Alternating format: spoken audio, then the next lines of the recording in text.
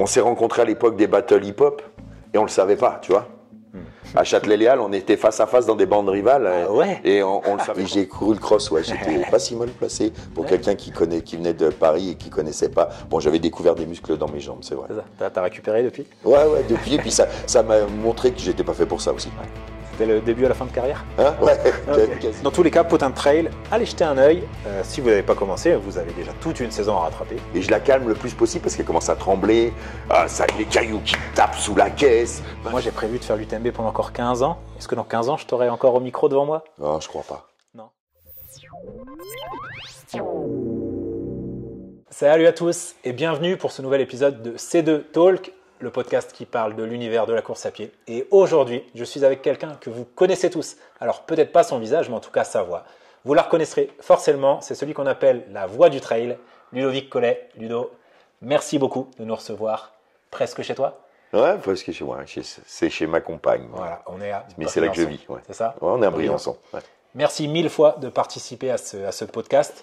Je suis un petit peu ému de participer avec ça parce que ça fait 10 ans, 12 ans que je fais du trail. Ouais. Donc je t'ai vu je ne sais pas combien de fois sur toutes ces courses. Je t'ai plus souvent entendu que vu d'ailleurs. C'est bien, c'est que tu as eu de la chance d'être tiré au sort. C'est vrai, hein, c'est vrai. Mais à l'époque, il y a 10-12 ans, c'était quand même beaucoup plus facile. Ouais, bien sûr. Et donc être là aujourd'hui, c'est super cool pour moi. Donc merci mille fois de me recevoir. Et puis, j'aimerais introduire ce podcast par une petite anecdote. Donc je nous ramène en 2021 au Québec, au Canada. J'étais en voyage avec ma fille, ma grande qui était toute petite à l'époque. Et tu étais le speaker de l'événement l'Ultra Trail Arikana. Super organisation d'ailleurs, si vous souhaitez faire cette course, elle est incroyable. N'hésitez pas. Incroyable course, incroyable organisation. Et tu es arrivé, allez si je dis 40 secondes avant le départ, je ne dois pas me tromper beaucoup. Ouais, moins d'une minute. Ouais. Moins d'une minute, est-ce que tu peux nous raconter ce qui s'est passé ce jour-là? L'anecdote est folle. Ouais, l'anecdote, c'est simple. Marlene Côté, qui me fait venir, me dit, tu t'inquiètes pas, parce que moi j'y connais rien, je connais pas les endroits. Elle me dit, on t'a dépêché une de nos bénévoles, en qui on a totalement confiance, Carmen, elle va t'emmener. J'espère que Carmen entendra ce podcast. Ouais, il faudra qu'on la... Carmen. et du coup, elle me dit, elle va t'emmener. Il n'y a pas longtemps qu'elle a le permis, mais t'inquiète pas, elle va t'emmener avec son camion camping-car, parce qu'elle vit comme ça, avec son camion, et elle traverse le Canada, et elle va aux États-Unis. Enfin bon, voilà. Faut imaginer, on est dans une, c'est quoi, c'est une réserve nationale, ouais, c'est une petite route montagneuse, ouais. C'est pas... Et il n'y a pas de réseau. Mais ça, on ne sait pas trop. Et elle se dit, elle non plus, elle n'a jamais été à ce départ-là. Ils lui ont expliqué comment y aller, sauf qu'elle a confiance en son téléphone. Et son téléphone lui dit, normalement on devait mettre 35 minutes, donc je devais arriver 1 heure avant le départ, chauffé, j'avais tout prévu, bon, la brute et le truand, enfin bon, tout était dans ma tête. Ton texte, ton script. Dans ma tête, j'avais le script, tout, je savais comment j'allais me faire monter en pression, vous donner un peu la peur, puis après la joie et l'excitation.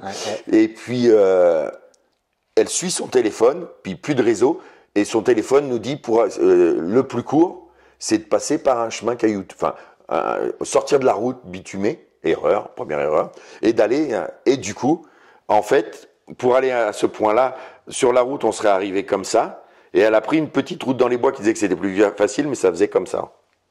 Voilà. Et en fait, cette route était tellement cabossée, et avec son camion, machin, qu'on roulait à 20 km/h.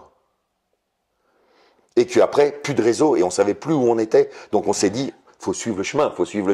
Sauf qu'elle me disait, Ludo, tu seras jamais à l'heure. Jamais à l'heure. Et je lui arrêtais. Ça t'est déjà arrivé de louper un départ? Non. Ouais, okay. Non. Non. J'ai un organisateur à l'époque à l'Ultra du Verdon qui m'a réveillé parce que j'ai pas entendu mon téléphone, je dormais dans le camion entre 2 départs. Okay. Elle me dit, Ludo, t'es où? Tu devrais être sur la ligne. Okay. Et je suis arrivé 10 minutes avant, enfin, mais bon. Donc tu t'es vu louper ton premier départ? Ouais, je me suis vu louper. Et puis j'étais déçu parce qu'on me fait venir de France pour amener quelque chose. Il y a des très bons animateurs au Canada qui sont là, mais eux, ils veulent voir The Voice, veulent voir comment je vais interpréter le truc, comment je le sens, ils sont intéressés. Donc je sais que c'est un peu ma partie de formateur, tu vois. Et donc je suis super content, mais plus je vois le temps passer à la montre, plus Carmen commence à paniquer. Et après, j'ai une philosophie de vie qui fait que je dis à Carmen, tu sais, si on s'est perdu, Si on loupe le départ, c'est qu'il y a une raison. T'inquiète pas. Et je la calme le plus possible parce qu'elle commence à trembler, les cailloux qui tapent sous la caisse, machin, dès qu'elle accélère. Vous êtes que 2 dans la voiture à ce moment-là. On est 2 dans la voiture. Ah ouais. Et arrivé dans un virage, on tombe sur 2 Américains, une Américaine et un Américain, un gars qui vient du triathlon de l'Ironman et qui fait la course pour la première fois. Et comme ils ont pris le même chemin, leur téléphone leur a indiqué le même chemin, sauf qu'avec leur voiture taille basse, ils ont crevé. Et il y a plus et elle n'a pas de roue de secours parce qu'ils ont crevé à plusieurs. Et lui, il commence à pleurer, tu vois. Le gars. Elle, sa femme, c'est plutôt une femme. Tu sens que c'est elle qui elle remonte, elle dit monte dans le camion, ils vont t'emmener au départ. On va y aller. Moi, vous appelez les secours, le dépannage, et ça va bien se passer. Il me dit, mais on peut pas te laisser toute seule. C'est la forêt, hein, il va. Enfin bon, il y a personne. Moi, ça me. Mais, pas de souci, pas de souci. On le monte, il commence à se mettre à trembler dans le camion. Carmen, je lui dis, tu fais la traduction parce que moi je parle très mal l'anglais. Donc du coup, elle lui expliquait, je lui disais maintenant. Tu es dans le camion, on va arriver à l'heure, et même si on a 10 minutes de retard, tu vas prendre le temps, tu as vu, il y a plus de 100 km, tu as largement le temps de les rattraper. Il me dit non mais j'y arriverai plus jamais. Enfin, tu vois, je le remotive, et là, on arrive sur la route, et on voit que le téléphone se rallume, il reste 4 km. Il reste moins de 10 minutes, et tout, et là je lui dis, t'as pas le droit de rouler vite. Là je lui fais monter le rupteur. Elle me dit, Ludo, mais on va se planter. Je lui dis, fais-moi confiance. Roule. On arrive sur le parking. Le bénévole, il dit, non, vous n'avez pas le droit. Moi, j'ouvre la porte. Non, mais il ne me connaît pas, le bénévole. J'ouvre la porte. Je dis, non, je suis le speaker. Il dit, hop, j'ouvre la porte. Je cours. L'Américain court derrière moi. Je prends le micro au vol. Il reste 40 secondes et je fais mon texte sur 40 secondes. Et je vous donne le départ. J'ai 3 vidéos. Ouais, voilà. Et puis, incroyable. Malheureusement, cet Américain abandonnera quelques kilomètres plus loin parce que les émotions étaient trop fortes. Il était vidé. Et il a explosé. Ouais, il a explosé parce qu'il se faisait beaucoup trop de soucis pour sa femme, pour tout. Alors que on a réussi à trouver une dépanneuse. Tout allait bien pour sa douce, mais bon. Et il est revenu l'année d'après, il l'a fini. Ok, l'histoire est belle. Ouais, l'histoire incroyable. Est belle. Ouais, voilà. Et ce qu'il faut imaginer, c'est que nous, on est au départ. C'est une petite course quand même à ce moment-là. Bah, oui. Donc on est quoi? On est une 300, ouais, 200. Ouais, 200, 200 avec quelques organisateurs autour, des bénévoles, des anciens. On est sur une ligne de départ à peine en fait. On est devant, on est un petit peloton et puis il y a pas de sono, il y a rien quasiment. Tu vois, c'est vraiment on est au milieu du parc et puis on peut être départ, je sais pas, peut-être midi. Je sais plus, c'était quelque chose comme ça, début d'après-midi. Ouais, début d'après-midi, ouais, t'as rien. Disons départ 14h et puis je vois ma montre, je vois 13h55, 56. Je me dis c'est pas une orga qui va être en retard, c'est pas possible. En plus, c'était Ultra Trail World Tour avec le live. C'était hors de question qu'ils nous fassent partir en retard. Et je me dis, mais qu'est-ce qu'il fout, Ludo? T'ayant vu la veille, je savais que tu devais être là. Bah oui. Et je vois, ils communiquent derrière et je les vois inquiets. Je dis, oh là là. Puis on te voit arriver en trombe. En fait, t'aurais presque pu courir avec nous ce jour-là. Ouais, exactement.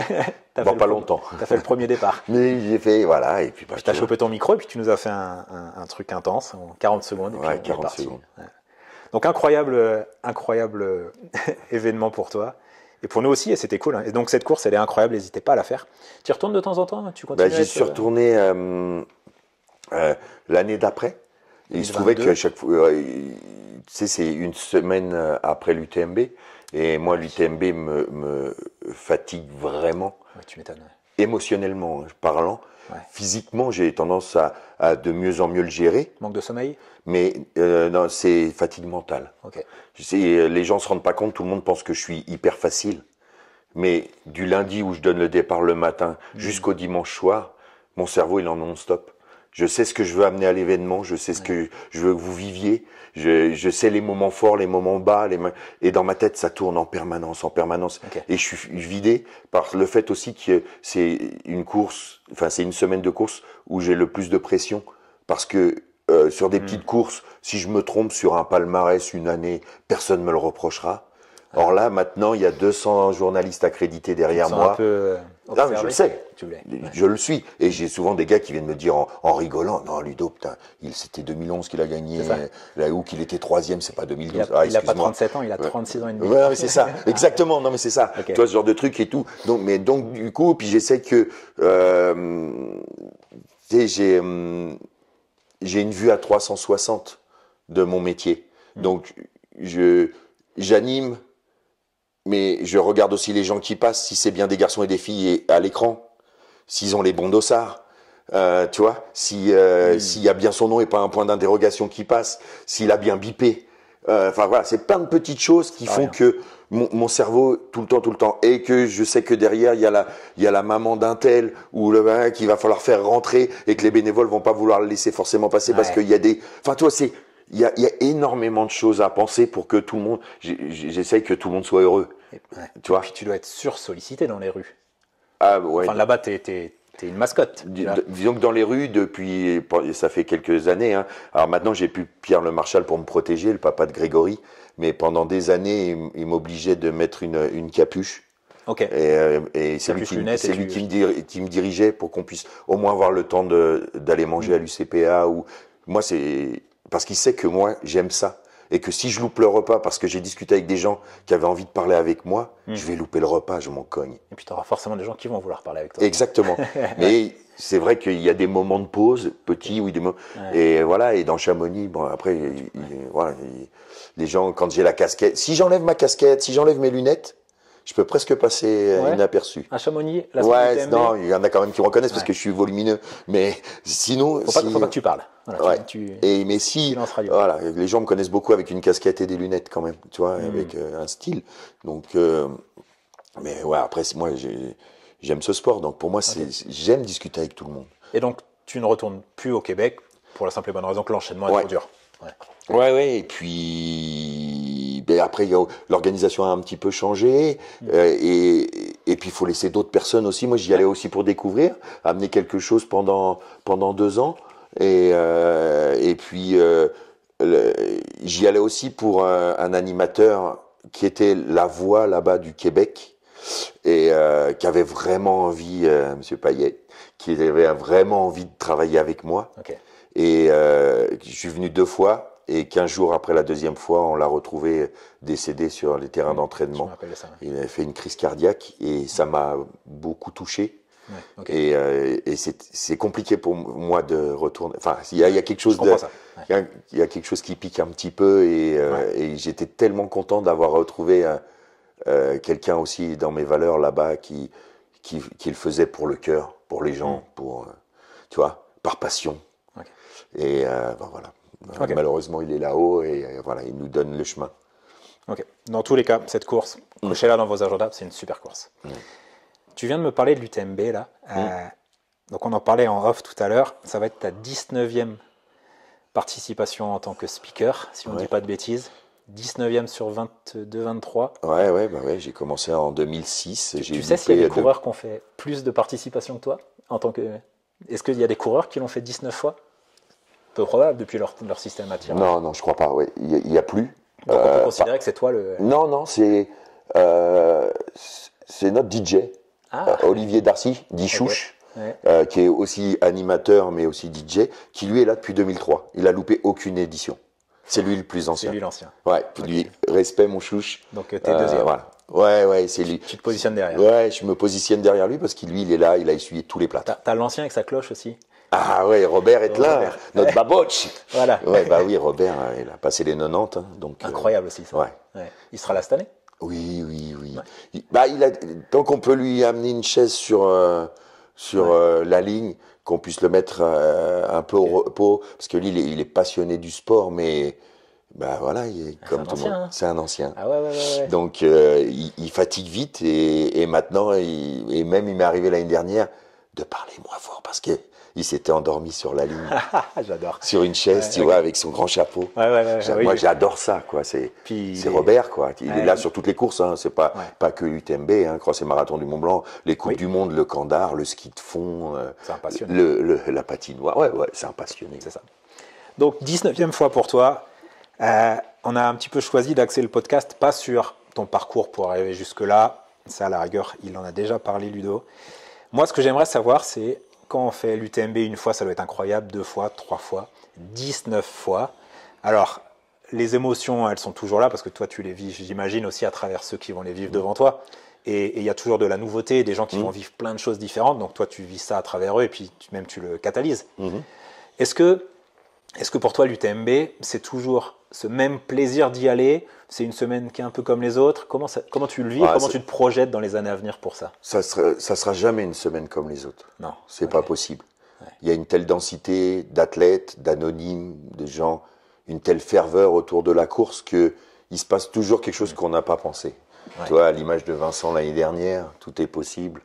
Tu vois, tu peux être un coureur déjà très bon, mais qu'on met pas. Oui, je le connaissais, mais je le connaissais en tant que coureur, mais il y a très longtemps sur Interlac, la course de Christophe Aubonnet, et c'est lui qui me l'a rappelé, où il me dit, tu te rappelles, il y a ma grand-mère, enfin il y a ma grand-mère, la famille, il me dit, mais moi je le connaissais plus en tant que chez Oka, parce qu'il fait les ravitaillements des autres et tout, et que c'est un visage que je connais, mais je le connaissais pas, pas avec ce tel niveau, voilà.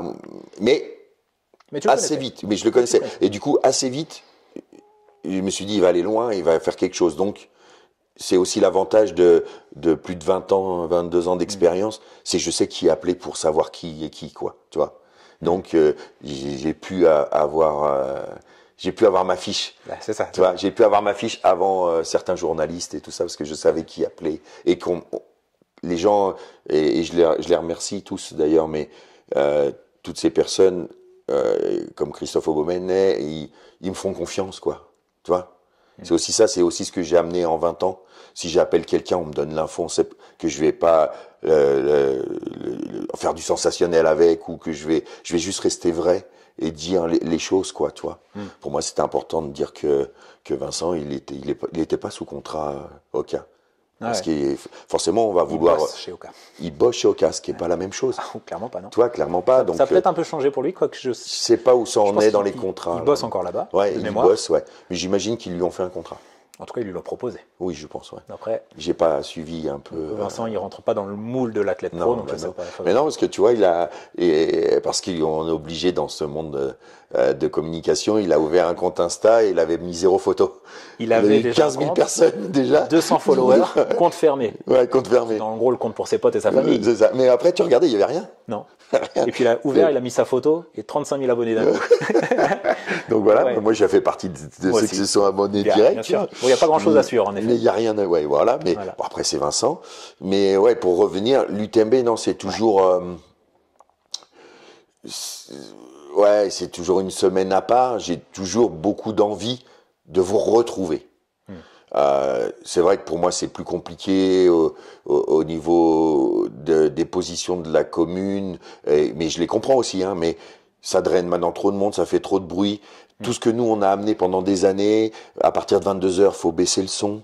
À partir de minuit, faut couper. On n'a plus un animateur qui accueille les coureurs jusqu'au lendemain matin. Toi, ça, c'est toutes ces petites choses qui se dégradent qui, moi, me font mal parce que, et toi, c'est toutes des choses qu'on a montées, du respect pour les coureurs et puis il faut dire aux gens d'arrêter de venir avec des cloches après 22 heures parce que il y a aussi une population vieillissante à Chamonix.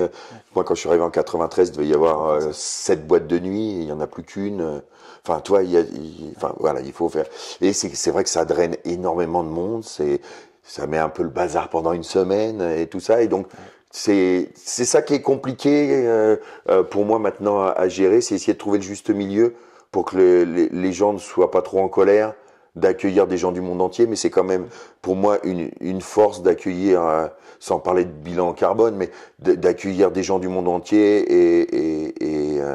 et de partager tous ensemble, surtout dans le monde où on vit, tu vois. Ouais, donc où on se rend compte qu'on n'a rien appris là et que tout repart en sucette, quoi. Clairement. Donc, mais ok, donc malgré tout, tu me le dis clairement, l'UTMB c'est différent.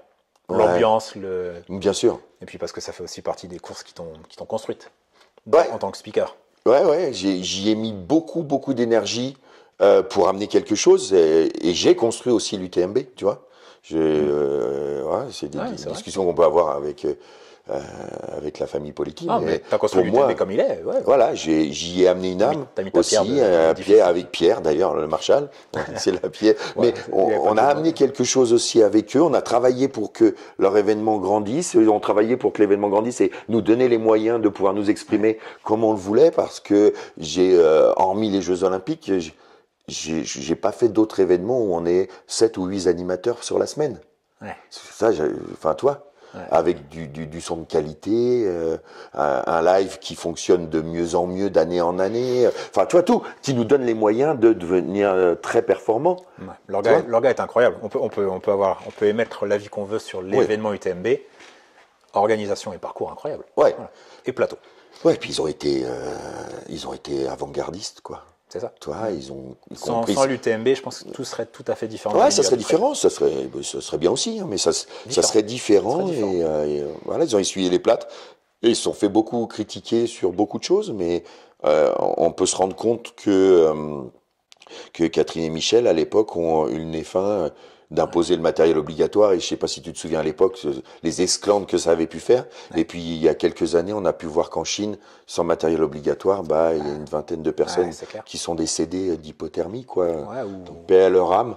Mais comme quoi, c'est pas anodin de courir en nature, en outdoor, en montagne. Et voilà, il y a des choses qu'ils ont amenées. Voilà, après, ils sont pas les seuls à avoir amené le trail et la passion du trail. Il n'y a pas que Catherine et Michel, mais ils ont beaucoup contribué. Mais voilà, il y a beaucoup d'endroits où moi je passe depuis de nombreuses années en même temps. Enfin, toi, j'ai commencé le cross et le marathon du Mont Blanc. J'ai démarré l'animation bien avant l'UTMB, tu vois, au micro. Tu l'avais couru, non? Et j'ai couru le cross, ouais, j'étais pas si mal placé pour quelqu'un qui venait de Paris et qui connaissait pas. Bon, j'avais découvert des muscles dans mes jambes, c'est vrai. T'as récupéré depuis? Ouais, depuis, et puis ça m'a montré que j'étais pas fait pour ça aussi. Ouais. C'était le début à la fin de carrière? Hein? Ouais, quasiment. J'ai refait des choses après en off, mais je me suis rendu compte que il fallait y passer beaucoup de temps. Vous êtes tous des besogneux, hein, bravo. Hein, parce que tu peux pas être et au micro et sur la ligne. Hein. Non, après c'est ça. Et j'ai essayé de développer mon art. Vraiment, j'ai beaucoup. Pour arriver où j'en suis, je le répète souvent, mais c'est une vérité, j'ai passé énormément d'heures, énormément de moments où je me suis posé et réfléchi à qu'est-ce que je pouvais amener sur les lignes, à vous comprendre, à comprendre ce qu'avaient besoin les organisateurs, qu'est-ce qui manquait dans ce milieu, à me dire qu'est-ce que je peux apporter tout en restant moi-même. Voilà, c'est beaucoup d'heures de travail et pour essayer de connaître autant de choses, je pense c'est aux grandes dames de ma compagne ou de mon ex-femme, c'est beaucoup d'heures sur les réseaux, beaucoup d'heures à lire, moi qui aime pas forcément ça. Tu vois, j'en ai un peu, mais c'est pas. Il y a des gens qui arrivent à lire un livre dans la nuit ou qui lisent très vite. Moi, je suis plutôt lent. Il me faut beaucoup de temps pour lire. Enfin, voilà, T'as passé du temps. Et ouais, j'ai passé beaucoup, et j'en passe encore énormément. Il y a ce qu'on appelle la règle des 10 000 heures, qui dit que peu importe le domaine, ça peut être le piano, speaker ou coureur, si tu passes 10 000 heures, la menuiserie, si tu passes 10 000 heures dans un domaine, tu vas être expert dans ce domaine. Ouais. Bah, toi, depuis 20 ans, je pense que tu les as balayés, les 10 000 heures. Depuis 20 ans, je sais pas combien j'en suis. Je sais que... Alors, à l'époque, je suis quasiment persuadé qu'en 2016 ou 2017, c'est les plus grosses années où je faisais de tous les sports, où j'animais encore du hockey, du hand, du foot, le trail, le triathlon, le ski. Je pense que je devais être la personne qui a le plus parlé en extérieur en nombre d'heures. Ouais. Ouais, je suis pas surpris. Ouais. Je pense que j'aurais eu le Guinness si je m'y étais intéressé. Je pense. Hein. Ouais, c'est possible. Vraiment. Ouais. Parce que maintenant, j'essaie de me préserver. Je fais moins d'heures sur les lignes partout, sur tous les événements. Tu sélectionnes. Mais par rapport, ouais. Et puis depuis mon problème cardiaque en 2017 sur l'UTMB, j'essaye de faire toujours autant d'événements, mais différemment. Différemment. Ouais. Ouais. La distance, essayer de faire moins de nuit. Enfin, voilà. L'enchaînement. Ouais. Donc, on a parlé de l'UTMB. Passé. On a parlé de 2025 qui vient. Moi, j'ai prévu de faire l'UTMB pendant encore 15 ans. Est-ce que dans 15 ans, je t'aurai encore au micro devant moi? Non, je crois pas. Non. Alors est-ce que je t'aurai à l'arrivée? Est-ce que je t'aurai en spectateur? Tu seras où en 2040? Je serai mort. Non. Non. Tu vois, 2000. Non, je sais. Est-ce que tu t'es projeté? Est-ce que tu sais? Ou est-ce que tu te laisses un petit peu conduire à l'envie? Je me dis que... Tu vois, il y a un moment, il faut savoir sortir. Parce que tes engagements avec l'UTMB Group, c'est annuel. En gros, tu fais la saison. Oui, et après, ils me redemandent chaque année si je reviens, si je viens pas. Ouais, voilà. On compte sur toi l'année prochaine. Voilà, c'est ça. Ouais, ok. En règle générale, quasiment tous les organisateurs avec qui je travaille depuis 20 ans, il y a tacite reconduction. Ok, si tout se passe comme ça. S'ils n'ont pas trop changé. Et des fois, là, cette année, c'est compliqué. Verbier a décalé d'une semaine. Grand Montana aussi. Et moi, j'ai pas beaucoup de week-ends. Et si tu décales, même si tu es un client fidèle, il y a des fois, je peux pas venir. L'Ultra 01 change sa date cette année. Ils n'ont pas le choix. Ça sera fin juillet. Et je peux. Tu vas pas y être. Je peux pas. Je vais y être juste le vendredi. Pour le départ. Pour le départ et le premier ravitaillement à Nantua. Et après, je pars au mariage de casquette. Donc voilà. Qui donc ne sera pas non plus à l'Ultra 01. Et qui sera pas non plus. Voilà. Écoutez ça parce que c'est la bonne année pour gagner une place sur le podium. C'est ça. Et donc voilà, mais pour essayer aussi d'avoir. Il y a des personnes qui me demandent, dans mes amis proches ou ma famille. Ouais. En général, on me prévient 2 ans à l'avance, pour que je sois sur un mariage ou un baptême. Faut organiser la date avec toi. Presque. Ouais, presque. Presque.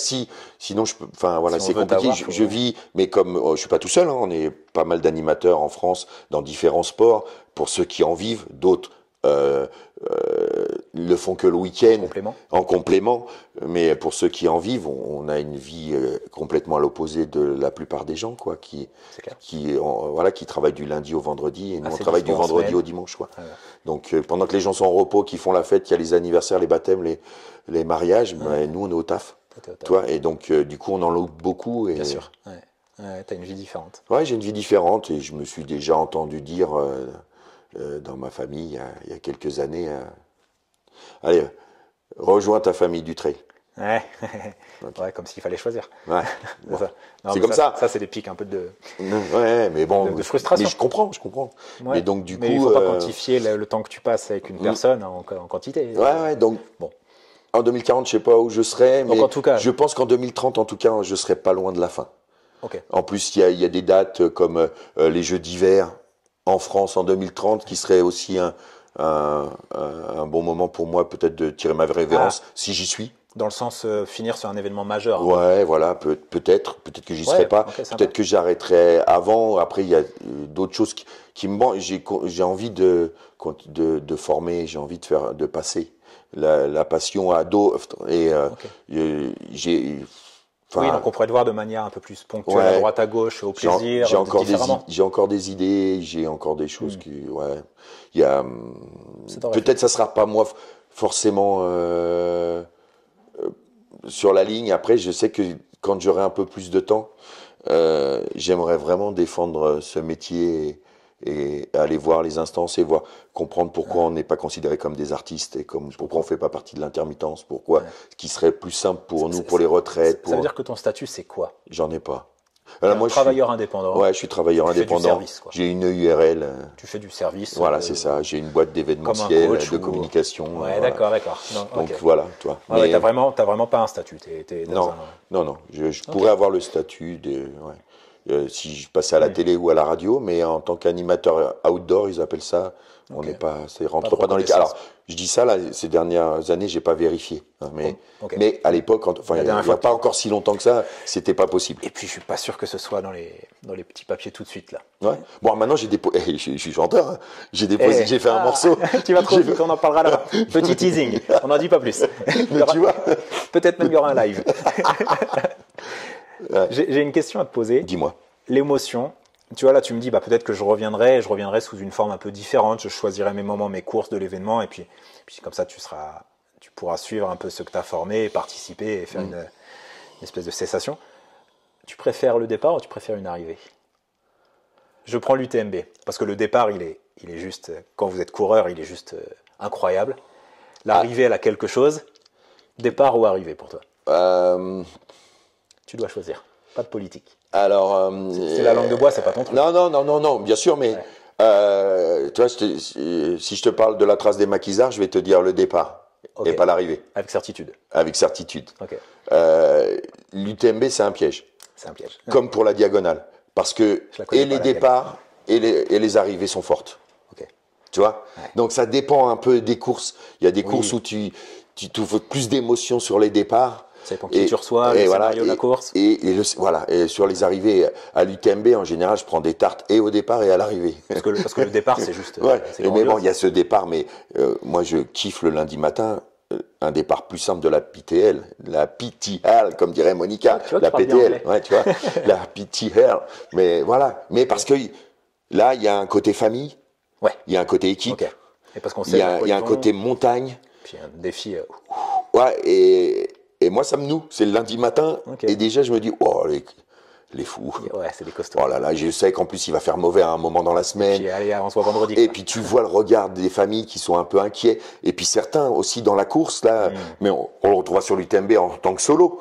Mais là, même là, tu sens qu'il y en a qui se posent des questions. Ils ont bien raison. Je suis prêt, je suis pas prêt. On va y aller au bout. On va y arriver tous ensemble. Qu'est-ce qui nous Donc, c'est une question qui est assez difficile. Je dirais qu'on va prendre beaucoup plus d'émotions sur les arrivées que sur les départs. Tu vois, je fais plein de courses, mais j'ai pas toujours le son qu'il faut, le matériel adéquat pour pouvoir faire passer de l'émotion. Je veux dire, tu vois, moi j'adapte. Ma voix, c'est mon outil de travail. Donc, s'il n'y a pas le matériel, je vais pas la bousiller. Parce qu'après, j'ai encore tout le week-end et je vais peut-être amener moins d'émotions sur certains départs parce que ils ont mis les enceintes que du côté des coureurs et on leur casse les oreilles, mais nous, on s'entend pas. À l'UTMB, t'as ce phénomène-là parfois? Non, pas à l'UTMB. Non, mais l'UTMB, à part, on a 8 kilos, 10 kilos de son. Ouais, c'est nickel. Non, mais oui, c'est pas la même chose, mais. Je comprends. Tu vois. Certaines orgas, ouais. Enfin, du coup, tu t'y amènes pas les mêmes choses et du coup, en fonction des histoires. Bah, les arrivées, des fois, sont souvent plus belles. T'arrives avec ta fille. Ou, oui. T'arrives avec ta femme. Ou t'arrives avec ta maman ou ta grand-mère. Le problème, c'est que j'arrive la nuit. Tu vois, non, mais je veux dire, il y a des choses, moi, qui me mettent des parpaings. En règle générale, tu vois. Les mecs qui courent pour le papa décédé. Ou des tu vois, l'émotion qu'a Jim, où on a l'impression qu'il n'y a pas d'émotion, quand il gagne l'UTMB, où il est comme ça. Il le vit, lui, à l'intérieur. Moi, ce qui me pulvérise, c'est sa grand-mère qui est à côté de moi et qui pleure. Et là, elle m'embarque. Elle m'embarque et je lui dis, putain, son petit-fils, quelle classe, toi. Il intériorise, c'est son arrivée à lui. Et puis depuis le temps. Et c'est, voilà, et la classe, l'histoire, tout. Mais là, à côté, la famille, moi, ils me font sauter. Ouais. Il faut que tu tiennes, il y en a d'autres derrière. Ouais, mais c'est pas grave. Non, mais je pleure et puis, après, puis ça repart et puis voilà quoi, tu vois. Ouais, ok. Mais donc c'est une question assez difficile. Ouais. Je vais rebondir là-dessus. Tu as fait donc 19 arrivées à l'UTMB. Il y en a une qui t'a marqué plus que les autres?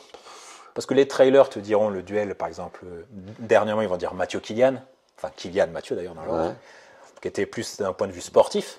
Ah ouais, et puis voilà. Moi, je suis un ancien, tu vois. Moi, les arrivées de Sébastien Chéniaud m'ont 2011. Ils m'ont toujours mis les larmes, tu vois. L'arrivée. À quel point Sébastien était fort. Bah oui, c'était notre. Il était fort avant tous les autres. Notre machine. Quand Kylian était déjà. Ouais, non, Kylian était là. On a un Vincent Delbar à l'époque qui était très fort chez les Français sur du long, qui l'a gagné avant. Mais quand ça a commencé à se durcir, à avoir plus de densité, le petit coq français. C'était Sébastien Chéniaud, quoi. C'est Seb. Et puis après, je dis souvent la même chose, mais moi, la première arrivée incrédule de la CCC de Xavier Thévenard avec sa tête de poupon, c'est des grands moments pour moi. Ouais, c'est des moments. L'arrivée de Corinne Favre qui arrive devant les hommes. Qui remporte la CCC parce qu'elle dit mais c'est eux qui ont été mauvais, non. Non, ils ont abandonné excès d'humilité. Ouais, voilà, enfin bon, j'ai plein de moments particuliers aussi par rapport au lien que tu lis avec ces gens-là. Bah après parce que Seb, c'est un ami à toi. Ouais, mais c'est aussi ça l'est peut-être devenu par la suite aussi. Ouais, non, mais c'était déjà avant. Mais Isabelle, son épouse, me l'avait présenté plutôt grâce au Marathon du Mont Blanc et Mousse Production à l'époque, qui étaient les premiers à sortir des vidéos avant les lives. Enfin, voilà. Et donc elle m'avait présenté, mais c'est aussi ce que j'aime. Et quand j'ai entraîné un peu dans le trail ou quand je fais avec mes nageurs à l'époque ou comme je vois ma pratique au micro, j'ai besoin d'être avec les gens. J'ai besoin de passer du temps avec eux, d'aller manger avec eux, d'aller les voir faire comment ils s'entraînent, comprendre comment ils vivent, qui ils sont. Donc voilà, j'ai eu la chance d'avoir eu des moments privilégiés avec Kiki, j'en ai eu avec François, j'en ai eu avec Xavier, j'en ai vu avec Sébastien, avec Virginie Gauvignon, je sais même pas s'il y a des gens qui se rappellent de Virginie qui avait gagné la CCC magnifiquement. Ça fait quand même 15 ans. Ouais, mais voilà, j'ai passé du temps avec Nathalie Mauclair.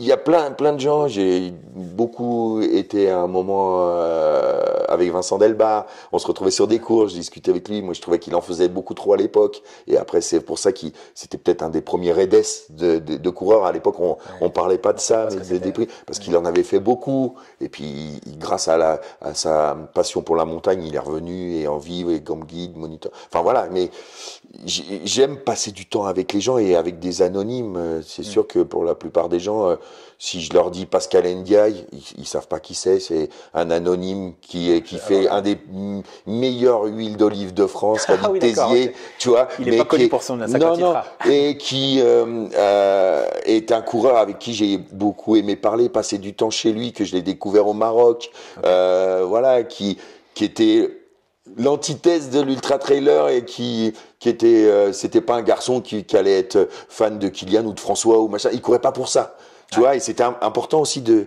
rencontrer des gens qui sont à l'opposé de ça, du star system et donc voilà, où Fabrice Dalletto qui a gagné 2 fois l'UMMT, qui était le challenge qu'avait créé Antoine Guyon, un challenge français, et qui est un garçon que j'adore et que j'ai passé du temps avec lui, et qui est venu m'aider dans mes travaux. Enfin, tu vois, il y a comme ça, où l'ultra taré Sébastien Longaret, qui a été le premier à faire toutes les étapes de l'UMMT à l'époque, et qui après a eu une grosse entorse, une grosse chute parce qu'il en avait trop fait et qu'il voulait pas écouter. C'est pour ça que je l'avais appelé l'ultra taré, tu vois, parce que il en faisait comme souvent, enfin, comme beaucoup. Mais il y a plein de gens c'est des personnes que les gens connaissent pas forcément. C'est vrai. Et moi que je kiffe. J'ai l'impression que tu me cites beaucoup de je veux pas dire la vieille génération parce que tu m'as cité des gens qui sont toujours là, mais Kylian, ça fait quand même partie. Bon, la vieille génération, j'ai pas envie de dire ça parce que j'ai le même âge que lui, mais presque.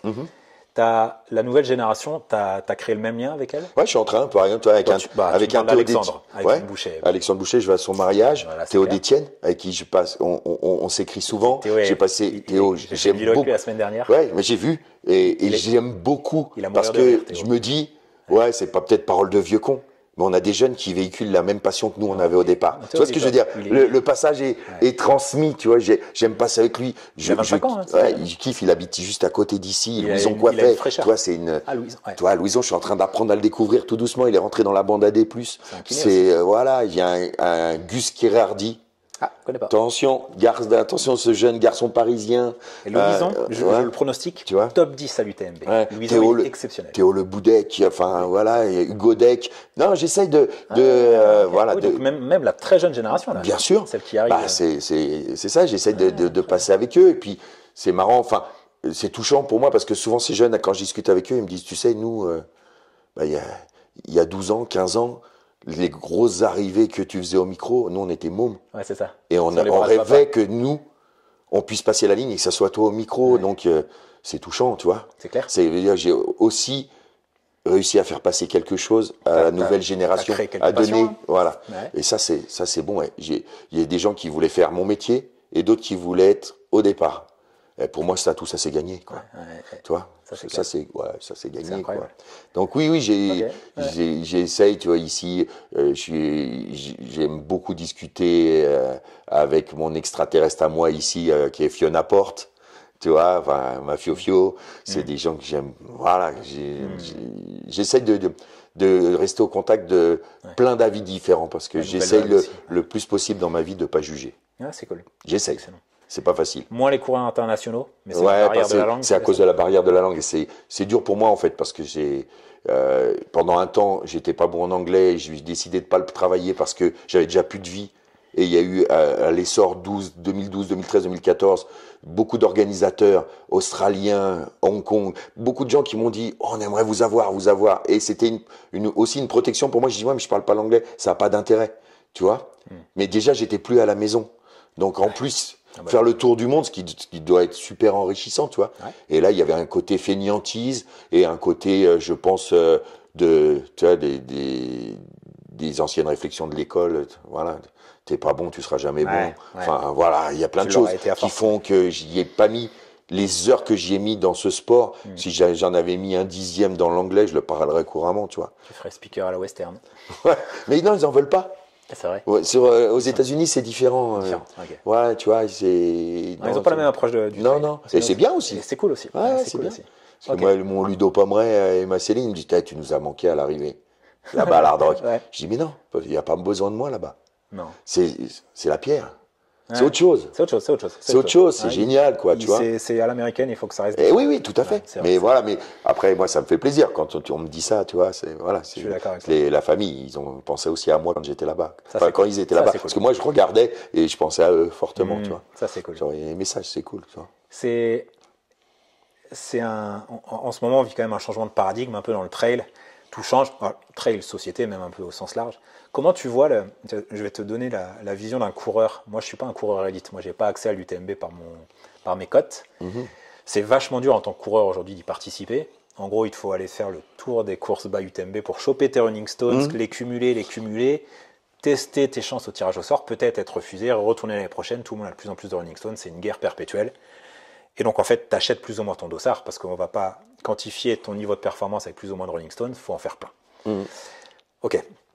Donc, on est dans une difficulté d'accéder ne serait-ce qu'à la ligne. La ligne de départ est presque plus difficile que la ligne d'arrivée maintenant. Et la réalité, c'est que je sais que d'année en année, ils donnent de plus en plus de dossards à des influenceurs, runners d'Instagram.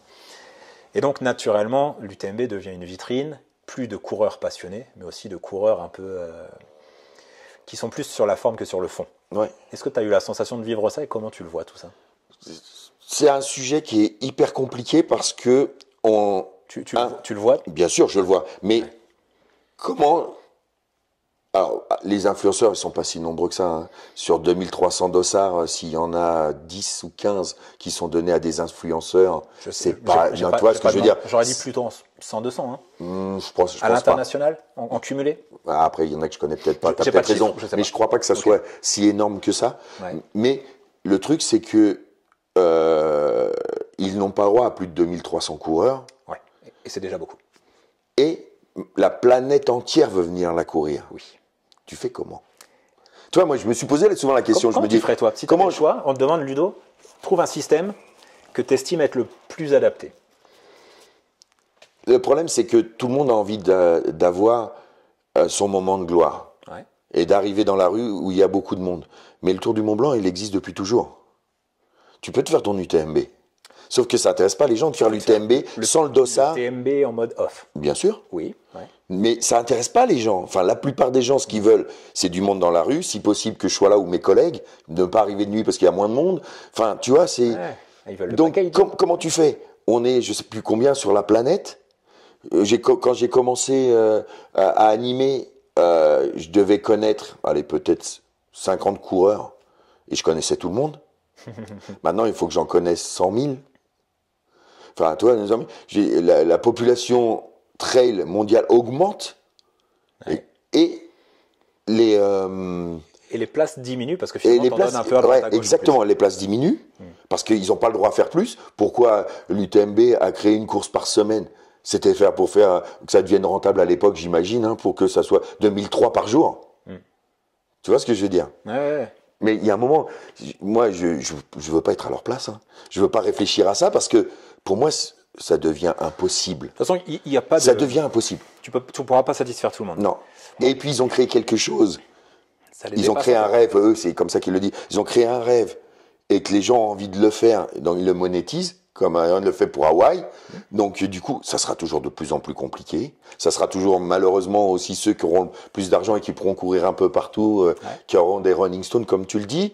Ou alors après, t'es élite et grâce à tes points, ton index, tu pourras passer. Mais c'est compliqué. Tu peux pas faire plus sur les sentiers. Non. Ou alors, il y a un moment, pour moi, puisque c'est la course reine, faisons un départ le lundi de l'UTMB, un départ le mardi, un départ le mercredi, et puis on en passe 7 fois 2003. Mais les gens voudront être sur la course où il y a tous les élites. Non, tu vois ce que je veux dire? Ben oui. Donc du coup, c'est insoluble. Ou alors, c'est insoluble. Ça veut dire, on garde que que les Hauts-Savoyards et les Savoyards. Ah non. 73-74, il n'y a que qui passe. Même si ça m'arrangerait. Mais... Non, mais tu vois ce que je veux dire. Non, mais après, on fait quoi? Ils ont fait la MCC pour ça. Ouais. Et c'était bien. Et ça remplit de fou. Et là, cette année, ils ont fait un système avec à la taxe carbone. Je sais pas comment ils l'ont appelé. Pour l'accès et pour le prix. Non, c'était pour le marathon du Mont Blanc, pardon. Ouais, c'est 40% de dossard pour ceux qui prenaient le train. Ouais, c'est déjà des tendances. Ouais, c'est des tendances, ouais. Non, moi, si tu me demandes mon avis, j'aurais une volonté de mettre un peu plus de méritocratie. Sans interdire la place à personne, mais juste pondérer ta place en fonction d'un niveau. Niveau dépendant de ta catégorie, homme, femme, vétéran, jeune, moins jeune. Pondérer, ça veut dire que même si tu es dernier, tu as des chances de participer. Ouais. Mais si tu es devant, tu as plus de chances d'y participer, considérant que plus tu es bon coureur, potentiellement, plus tu as investi de ton temps. Et moi, celui qui met plus de temps, il mérite plus d'y être que celui qui, finalement, il investit pas trop de temps, mais tous les mois, il va se faire une course à droite, à gauche. Bon, il finit dans les derniers, et c'est très cool, parce que être finisher d'un ultra, c'est déjà une super perf, il faut pas l'oublier. Ouais, bien sûr, mais... Et donc, cette personne-là aura sa chance, mais aujourd'hui, cette personne-là, c'est elle qui a le plus de chance. Il faudrait peut-être pondérer ça.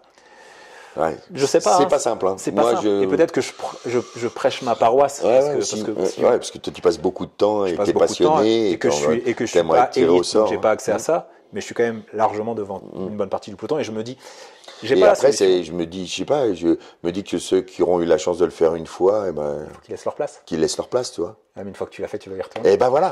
Non, mais c'est pour ça. Donc ils ont réussi un vrai truc, quoi. Ah bah ça c'est clair. Tu vois. Tout le monde le veut. Exactement. Donc du coup. Et pourtant tout le monde le décrit. Oui. Mais tout le monde veut y aller. Ouais, mais j'essaye de suivre les réseaux, mais j'écris rarement sur les réseaux, parce que je préfère discuter en tête à tête, et si le gars n'est pas d'accord avec moi, je préfère qu'on s'explique en tête à tête, et pas parler avec quelqu'un qui n'existe pas, qui a un faux profil, ça m'intéresse pas. C'est insupportable.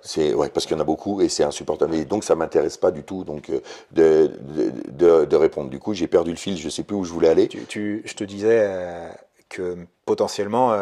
celui qui avait fait, il voulait y retourner, et puis toi tu me dis mais ils ont créé un truc, et moi je te disais qu'il y en a beaucoup qui le décriaient, l'UTMB. Ouais, mais donc moi en suivant sur les réseaux, j'ai des gens souvent, je me notais un peu les plus virulents parce qu'ils avaient, et puis l'année d'après je les vois qui ont été tirés au sort, tu vois, et qui sont là. Et là ils disent rien. Ouais. Tu vois, donc c'est toujours fait. Je fais ce que je dis et pas ce que je fais, ou l'inverse. Voilà. Et donc et l'UTMB restera un dilemme parce que c'est plus franco-français, quoi. C'est que le monde entier a envie de voir le rêve. Ouais. Tu vois. Et donc, moi, je préfère être à ma place qu'à la leur en général, parce que c'est eux qui prennent quand même des sacrés messages de haine. Donc toi, pour du sport. Donc voilà. Ouais, mais c'est vrai que c'est très compliqué. On peut remettre en cause. Je dis, évidemment, tu as envie aussi, ça devient une affaire commerciale. Tu as envie aussi que ça soit relayé dans le monde entier. Donc tu prends des influenceurs parce que c'est la mode d'avoir des influenceurs et c'est du marketing. C'est du marketing. C'est juste que tu suis quelqu'un et puis le mec qui se retrouve à participer à l'OCC, qui est quand même très demandé, mais tu sais qu'il a jamais fait de trail depuis 3 ans, il a pas sa place dans le système de qualification. Et tu dis moi j'ai pas été pris, mais peut-être j'aurais pu s'il avait pas été. Bon, voilà. C'est pas un jugement. Enfin, mais d'un autre côté, après, tu vois, ils équilibrent les choses avec aussi les dossards solidaires qui permet à, tu vois, je sais plus à combien maintenant de millions. Ça fait vivre des assos, quoi. Ouais. Mais par contre, tu sais que le dossard solidaire, c'est devenu un vrai problème aussi, parce que maintenant les gens ils se disent, moi le tirage j'en peux plus. Je l'achète. Je paye ma place en fait. Et donc en gros ils payent leur dossard solidaire, 3000 de mémoire. Non, ça doit être 2000 plus le 2300 alors, plus une partie dossard. Ouais, c'est ça. Mais pas un dossard complet. C'est ça. Ouais, donc ça doit être 2300. Et là, les gens se disent, attends, je vais devoir aller faire 4-5 courses Running Stones pour avoir probablement ma course. Course UTMB, ça coûte ce que ça coûte. Il faut se loger à Crans-Montana et compagnie. En fait, 2300, j'achète mon dossard, dossard solidaire. En plus, tu as une forme de participation à une sauce. Tu peux choisir. Les 2000 € seront redonnés intégralement à la sauce. Oui, mais il faut savoir que ceux qui font ça, ils ne le font pas dans un bon cœur. Ils le font parce qu'ils veulent accéder à la course. Ça sert à la Il n'empêche qu'à un moment, l'argent part au bon endroit. Exactement. Et donc, en fait, ils contournent le tirage financièrement. Ouais, financièrement. Ouais. Non, mais c'est pour ça que je te dis, c'est insoluble l'histoire. C'est insoluble. Ouais. C'est insoluble l'histoire. Après, les gens, vous avez vraiment envie de le faire et de le découvrir, faites-le en off. Mais moi, je l'ai fait en off. Et je le refais en off. Voilà. Mais je le refais aussi en off. Oui, parce que tu as envie de ce moment-là qui est organisé, qui Et est puis parce que j'habite à 45 minutes. aussi, voilà. Mais du coup, c'est insoluble. Et puis je l'ai fait en 2021, je le refais cette année, on se verra en Insoluble. 2025. Ouais. Bon, Moi, toujours j'aimerais est-il- bien faire. Ce que j'aimerais bien, c'est qu'il fasse le BMTU. Je sais que c'est compliqué, mais c'est une année dans Inverse. un sens, une année dans l'autre C'est sens. incroyable, ça. Ça Comme serait la hard rock. incroyable. Ouais, Comme la hard rock, toi. Ça me ferait rire, Wow. tu vois, le BMTU. Ouais, j'essaie J'ai demandé souvent à d'imaginer des dans l'autre élites, et j'avais demandé à Ludo Pomeray, il m'a dit ouais, écoute, ça sera un peu différent, Un peu mais différent. pourquoi pas. Mais dans l'idée, Ouais, c'est juste que ça changerait les normes. Ouais, Quel chrono, quel. Ouais, puis ça, les gravite. Enfin bon, ça changerait un peu de Ce choses. serait assez- Mais ça pourrait être chouette. Il y a quelque chose à faire. Ah, il y a quelque Une chose année, à faire. Genre une année, un 25 ans, un truc un peu marqué. Ouais. Bon. Mais voilà, et puis moi, ce qui m'intéresserait le plus, c'est que j'ai toujours prôné à ce qu'on soit tous ensemble et que les femmes sont très très fortes. Et plus ça va sur le long, plus elles sont costauds. C'est que vraiment, alors ça fera encore moins de dossards pour vous les garçons, mais qu'il y ait vraiment 50% des dossards réservés aux filles et 50% aux hommes. Ouais. Tu vois ou au moins que. Parce qu'il y a la densité maintenant. Qu'on fasse de la proportion si tu as un pourcentage de femmes défini par catégorie aussi. Moi, je considère qu'il faut catégoriser les âges aussi. Ouais. Et qu'il faut respecter, tu vois, donner une pondération. Si tu as 70 ans, bah, il faut que ta place, tu puisses y accéder. Et peut-être assez rapidement. Celui qui a 25 ans, Ouais, il a un peu de marge. et ouais. Ouais, je suis d'accord. Alors après, les pondérations sont compliquées. Ouais. Et puis après, tu peux pas faire. Ouais. Et puis tu peux pas être partout, et puis tu auras des râleurs dans tous les cas. Non, mais c'est ça. Mais c'est pour ça que j'essaye, moi, alors, depuis le début, que ça soit sur le marathon au Cross du Mont Blanc, l'UTMB, la Diag, j'ai pas de passe droit. Ouais. Et comme ça me protège. Ah, tu veux dire, tiens Ludo, t'as 5 dossards si tu veux. Oh punaise. Ouais, ça, j'ai pas le droit. Tu me. Non, mais voilà, parce que j'ai eu trop de messages de gens ouais. qui me disaient Ludo, toi tu connais, tu peux m'avoir quand même. C'est vrai. Ah, mais j'en ai tous les ans. C'est pas tes ans. amis qui te demandent ça. Aussi. Ah ouais. Ouais, les gens me disent, allez, toi tu connais bien l'organisateur. Non, j'ai pas de passe droit, ce qui m'arrange bien. Ça se... Parce que comme ça, il n'y a pas d'histoire, parce que ça devient trop compliqué. C'est pour ça que je regarde un peu les nouveautés sur les règlements, mais c'est pas quelque chose qui m'intéresse le plus parce que ça a tendance à nuire à ma créativité, Ouais, je comprends. les problèmes. Oui, bien sûr. Tu vois, je reste un artiste avec ma sensibilité, et du coup, si je regarde trop les mauvais côtés de ce qu'apporte l'UTMB ou d'autres courses, ou trop de haine, va me déstabiliser dans dans l'amour que je veux donner, dans le, Ouais. tu vois. Tu as besoin Donc, de savoir pour contextualiser un peu ce que c'est. Voilà, c'est ça. Mais je creuse pas dedans. Ok. Refermons la page UTMB parce que t'es pas le speaker que de l'UTMB. Non, ce serait ouais. réduire les choses. Souvent, et c'est ce que je dis, merci, parce ouais, que c'est clair. j'avais déjà commencé ma carrière avant l'UTMB et j'avais déjà énormément de dates On est avant de. d'accord. Voilà. Même si ça reste un peu Ouais, mais ton parce CV, que c'est la vitrine. Voilà. Pour tout le monde. Si on m'a posé la question, les athlètes que je coach m'ont posé la question, ils m'ont dit, si Ludo, toi qui as fait, tu sais combien tu as fait d'orgas différentes? Non. Ouais. Non, parce qu'il y en a que je fais plus, mais que j'ai fait au moins une fois. Voilà. Il y a des choses où on m'a demandé de remplacer. Par exemple, C'est je en pense centaines. la 6000D, par exemple, tu vois. 6000D. L'animateur fétiche de la 6000D, une année, veut faire l'épreuve. Ils me disent, Ludo, est-ce que ça te dérangerait de venir une année, mais tu seras pas reconduit l'année d'après? Ok. Bah, ouais, j'ai kiffé. Ouais. Parce que je découvrais Et puis en plus, en d'autres. one shot, c'est bien dans la Ouais, poche. one shot. Et puis je découvre d'autres. C'est ce que j'aime, moi, c'est les êtres humains. Donc je découvre d'autres façons de faire, des parcours, des choses. Donc je sais pas combien j'ai fait d'orgas différentes, mais ouais, la question, il voudrait savoir. Bah, en fait, ils me disent, si tu devais en choisir, je te demande pas de faire un classement, c'est trop compliqué, mais si tu devais en sortir quelques-unes un petit peu, qui t'ont marqué pour l'ambiance, l'émotion, Bah, le côté... Et on vraiment, n'en parle pas beaucoup parce qu'on a le même problème de disponibilité de dossards et que c'est toujours pris, par exemple, et que la course n'existe qu'un an sur deux, c'est Belle-Île en trail. Je pensais pas que tu me l'aurais cité. Tu vois, ah non, mais Belle-Île, c'est Ma Bretagne, il y en a pas. non, mais c'est un coup de cœur de fou. L'île ou l'orga? Les deux. Les deux. Ouais. Les L'île, deux. ouais, l'île, c'est sûr. Ouais. Non, mais voilà, l'île. Ouais. Tu vois, tu peux pas. Enfin, toi, faut être difficile. Bon, ce que j'allais dire. Hein, on est d'accord. L'orga, L'orga. simplicité, l'accueil des Bretons.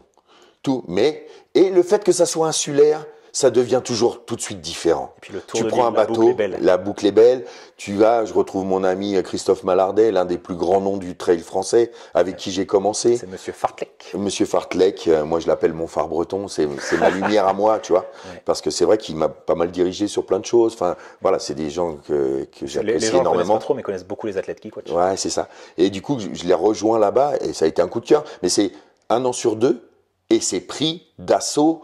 Il y a, je voudrais pas dire de bêtises, mais sur le long, enfin sur le tour, sur la course, ça doit être, je vais dire une bêtise, je crois, mais ça doit être 1200 dossards pour 40 000 demandes. Tu vois, enfin, Ouais, ok. voilà. Donc, mais ça, c'est une course. Ok. J'ai les boules qu'elles n'y soient pas chaque année. Et cette année, elle y est pas. Non, c'est 1 an sur 2, C'est l'année toujours. prochaine. Ouais. Pour qu'aussi les bénévoles se régénèrent, pour que Et puis pour que Lille accepte le fait qu'il y ait un événement de temps en temps. aussi, et puis pour se respirer, voir comment prendre le temps d'améliorer les choses, et puis le plaisir de se retrouver tous les 2 ans, tu vois. Mais Belle-Île fait partie des courses que j'aime énormément. J'ai eu un coup de cœur aussi pour le Lozère Trail, que j'ai animé une fois. Mais j'ai aimé sa course à étapes et que le premier soir, ils dorment tous au camping, ils se retrouvent et le lendemain, ils repartent sur des parcours qui sont exceptionnels. Bien sûr, pour moi, le marathon du Mont Blanc reste le plus beau marathon du monde quand il arrive en haut. Quand il arrive en bas... T'aimes plus la nouvelle version? C'est pas que je l'aime plus, c'est que elle me fait trop penser à la semaine de l'UTMB. Et que pour moi... Pour ça qu'ils l'ont fait? Hein? Pour ça qu'ils l'ont fait, tu penses? Non, mais ils l'ont fait pour des problèmes de faire grimper tout le monde au sommet. Il y avait pas beaucoup de monde à l'arrivée, même quand c'était Kylian ou tu vois, il y avait un peu plus de monde après avec tous les anonymes, mais quand même. Et après, suivant le vent et tout ça, les remontées, c'était compliqué de faire redescendre tout le monde en bas pour que tout le monde soit là pour les remises de. C'est plus facile. Bien sûr. C'est plus facile qu'il fasse beau ou pas beau. Et il y a tout de suite du monde en cham pour les coureurs. Et bien sûr, les Golden, maintenant c'est plus Golden, mais les Golden, eux voulaient sur leurs images forcément des rues remplies comme il peut y avoir l'UTMB. Il y a un peu de mimétisme. Maintenant. Voilà. Donc, mais moi j'aimais, on a quand même beaucoup de courses où c'est des boucles. Là, c'était pas une boucle.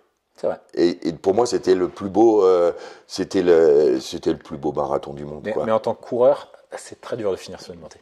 Ouais, non, je sais. Vraiment. Mais c'est beau, parce que ça se mérite, t'arrives face au Mont Blanc. Ouais. Mais finir en bas, c'était sympa aussi. Ouais, mais c'est pour ça, mais je suis d'accord que l'année où j'ai fini en bas, j'ai pas eu la sensation de faire le marathon du Mont Blanc. Je finis toujours pour tes amis. Alors, bien sûr, les gens vont dire, oui, mais il faut prendre l'avion, le bilan carbone, mais découvrir l'île de Rodrigue est une des plus belles découvertes pour moi, toi, ça s'appelle l'Éden du trail.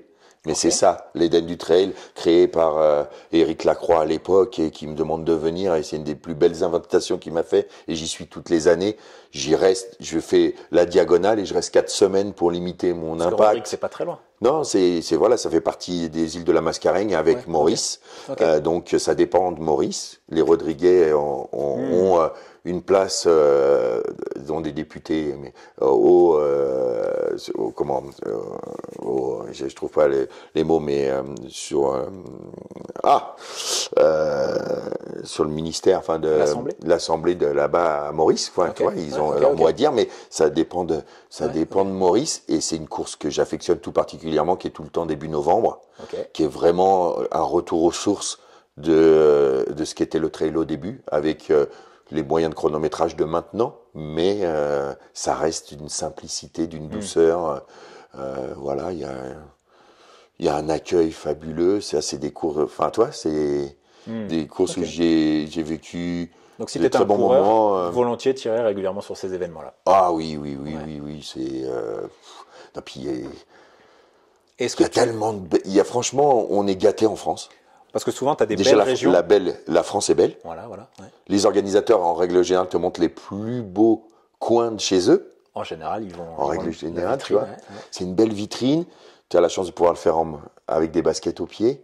Ah, c'est clair.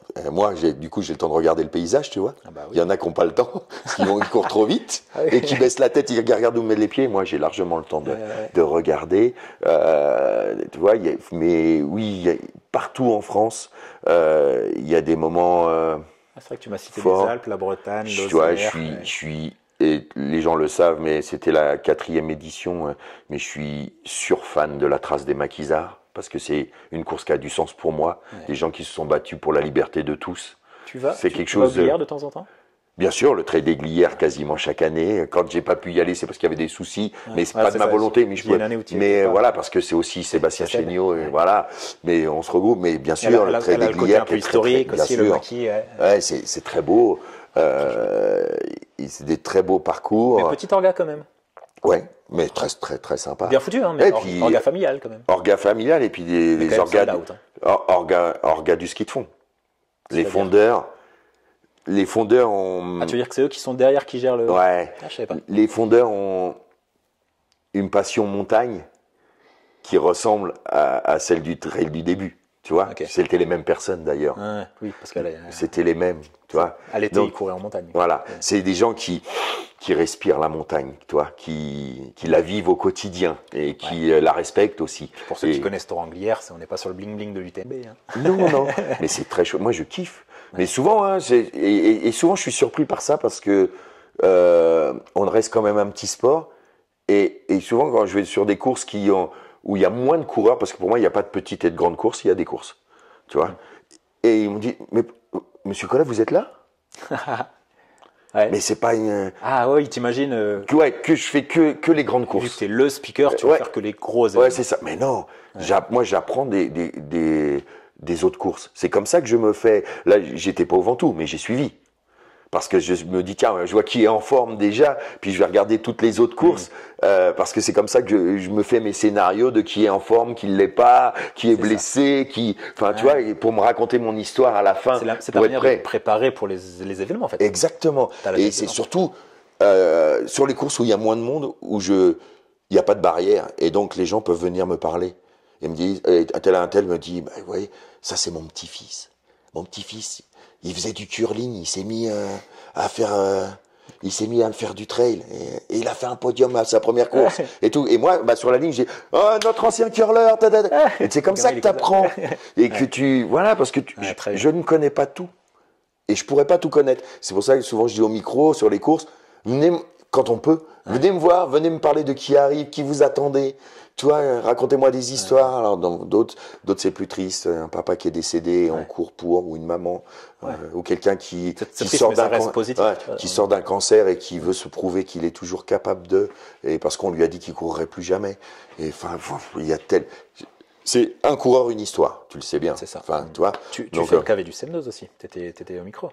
Non, c'est pas moi. Pas fait celui-là. Non. C'est Seb qui est là. Okay. Non, c'est pas moi au KV. Ça devait être Alexis Rosset, peut-être. Non, parce que je sais que c'était Seb et son équipe qui étaient dessus. Ouais. Non, mais j'ai... Ouais. Ok, tu nous as déjà cité pas mal d'orgas. Ouais, oui. Bah, il y a des la course du Duc, l'élan Vaugelanais, ce club. Le niveau les revards. C'est magnifique. Ouais. Une organisation aux petits oignons. Mais j'adore ça. C'est des dates où je sais que je vais et que je vais pas lutter. Ah, mais le problème, c'est parce que j'aurai le chrono qui va fonctionner, que les gens vont pas se perdre, que il y a des personnes du club qui sont responsables des podiums, que les lots sont déjà mis, qu'on va le faire à peu près à l'heure. Les gens se rendent pas compte de tout ça. Mais ça prend une énergie. Moi, je vais des fois sur des courses où des organisateurs, ils sont à l'arrache complet. Et tu fais le papier cadeau et tu rattrapes tout le temps. Puis toi, tu es la partie visible de l'iceberg. Exactement, et on vient me voir moi. C'est ça, il y a un truc. Ça fait 1 heure que j'attends mon podium. C'est ça. Ludo, t'en es où? Ouais, j'ai pas eu mon lot finisher. C'est ça. Il y a 3 mecs perdus là-haut. Il n'y avait plus ma taille. Bah écoute. Et ça, je trouve, on vous a trop gâté, les coureurs. Il n'aurait jamais dû avoir de lot finisher. Je suis tellement d'accord avec toi. Surtout pour avoir des vestes sans manches. Non, mais. Ouais, parce que les gens râlent. Parce que du coup, les gens ont une histoire de. Il y a un standard maintenant. Ouais, si tu diminues ce standard-là, je suis pas d'accord avec toi. Ouais, c'est ça. Comment ça, je vais pas avoir ma veste Columbia? En fait, tu es là pour la veste ou tu es là pour la montagne? Moi, je me souviens de Hugo. Une année, il veut changer le t-shirt finisher. Il fait faire des opinels. Cool. Coteau de qualité, tu vois. C'est très cool. Ouais. Bah, il a pris un nombre de remarques. Il a dû se défendre, je me tracasse. Non, mais bien sûr. Mais tu vois. Avec ses opinels. On a trop. Maintenant, on est obligé. Ça, il a pris des remarques, même sur une course comme ça où pourtant elle est assumée. Oui. Il a pris des remarques, ouais. Punaise. Les gens, parce qu'ils voulaient leur t-shirt finisher. TNR, quoi. Trait du niveau les revards, plutôt qu'un couteau. Moi, j'étais content qu'il me l'offre le couteau, toi, plutôt qu'un t-shirt. Et puis, en fait, tu as 60 t-shirts pour ça. Mais c'est comme ça, et malheureusement, on a dû, et aussi pour les préfets et pour tout le monde, on a dû aseptiser le trail. C'est sociétal. C'est une rue balise tous les 50 mètres maintenant. Avant, c'était pas ça. Hein. Quand on était sur un single, hein, il n'y avait pas de balise jusqu'au bout du single, tant qu'il fallait pas tourner. Hein. Ouais. Maintenant, tu es sur un single, les gens ils disent mais je suis peut-être pas au bon endroit. Et t'as pas intérêt d'avoir 300 mètres de plus sur la trace. Hein. Ouais, non, mais sinon les gens vont râler. Hein. C'est vrai, c'est vrai. Non, mais voilà, ça c'est le côté un peu négatif. Après, le côté positif, c'est que il y a plus de monde, donc et que ça veut dire que les gens se lèvent du canapé et font du sport. Et moi, c'est ça que je trouve le mieux, quoi. Même s'il y a des gens qui des fois râlent, ça fait partie aussi. Le français est râleur aussi. Hein. Le français est râleur. Ouais. Ludo, aujourd'hui, c'est toi qui es à la place de l'invité sur le podcast, mais j'aimerais quand même qu'on mette en lumière ton podcast. Potin de Trail. Et ouais, c'est un podcast que tu as sorti. Donc là, tu termines la première saison. Ouais, c'est ça. Je finis la première année. On en a sorti 11, il en manque plus qu'un. Ok, le 12e, ça sera le dernier. Qui est l'invité? On peut le savoir ou pas encore? Non, parce que... ça sort quand, ton dernier? En fait... il est tourné? Il est pas tourné. Normalement, on devrait sortir là, parce que c'est toujours autour du 10. Il est pas tourné parce que mon frère et mon fils, puisqu'on travaille en famille, c'est ça qui est bon, eux voulaient faire un medley des 11. Et moi, j'aurais voulu faire un medley après le 12e. Et on n'était pas tout à fait raccord là-dessus. Et qui a eu raison? Et c'est eux.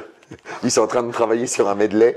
Mais je suis quand même en train j'ai quelqu'un vraiment que j'ai envie d'avoir là assez rapidement, et mon fils et mon frère sont actuellement là sur des fins de tournage de documentaires.